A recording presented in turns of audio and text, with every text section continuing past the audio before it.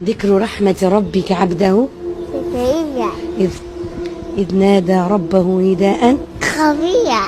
আপনার সন্তান যদি হাফেজ হয়েই জন্ম নিত কেমন লাগতো? ঠিক সেই ঘটনাই ঘটেছে আলজেরিয়াতে। মাত্র ৩ বছর বয়সের এক শিশু যে এখনও ঠিকমতো কথাই বলতে শেখেনি, সে নাকি পুরো কোরআন মুখস্থ বলতে পারে।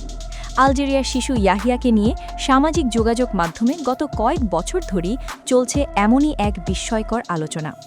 নেটিজেনদের একাংশের দাবি সে মাতৃগর্ভ থেকেই হাফেজ হয়ে জন্ম নিয়েছে। কিন্তু যৌক্তিক ও বাস্তব দৃষ্টিকোণ থেকে আসলেই কি এমন কিছু সম্ভব?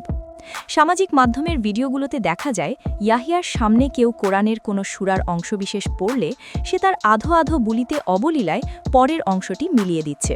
তার মায়ের দাবি, গর্ভাবস্থায় তিনি এক বিশেষ স্বপ্ন দেখেছিলেন যেখানে এক মহামানব তাকে একটি উজ্জ্বল মুক্তা দিয়ে অনাগত সন্তানের নাম ইয়াহিয়া রাখার নির্দেশ দেন। ধর্মপ্রাণ মানুষের কাছে এই ঘটনার স্বভাবতই এক ঐশ্বরিক নিদর্শন হিসেবে ব্যাপক আবেগ তৈরি করে। তবে একজন সচেতন পর্যবেক্ষক হিসেবে বাস্তবতার দিকে তাকালে এর পেছনের যৌক্তিক সত্যটি সামনে আসে। চিকিৎসা বিজ্ঞান ও মানববিদ্যা অনুযায়ী কোনো শিশুর পক্ষেই মাতৃগর্ভ থেকে কোনো ভাষা বা গ্রন্থ মুখস্থ করে জন্মানো সম্ভব নয়। তাহলে ইয়াহিয়ার এই বিস্ময়কর ক্ষমতার রহস্য কী? এর বৈজ্ঞানিক ব্যাখ্যায় হল অবিশ্বাস্য অডিটরি মেমোরি বা শ্রুতি স্মৃতিশক্তি। গর্ভাবস্থায় এবং জন্মের পর থেকে যদি কোনো শিশুর নিতান্ত কোরআনের তেলাওয়াত শোনে, তবে ইয়াহিয়ার মতো বিরল প্রতিভাধর শিশুর মস্তিষ্কে সেই শব্দগুলো ছবি বা অডিওর মতো গেঁথে যাওয়া সম্পূর্ণ সম্ভব।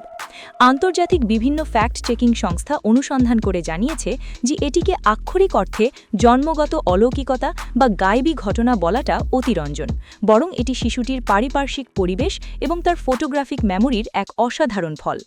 একে আক্ষরিক অলৌকিকতা বলা হোক বা অসাধারণ মেধা, ইয়াহিয়া সন্দেহাতীতভাবেই এক বিস্ময়। চরম অবক্ষয়ের এই যুগে ৩ বছরের এক শিশুর মুখে পবিত্র কালামের এমন সাবলীল উচ্চারণ কোটি মানুষের মনে প্রশান্তি যোগায়।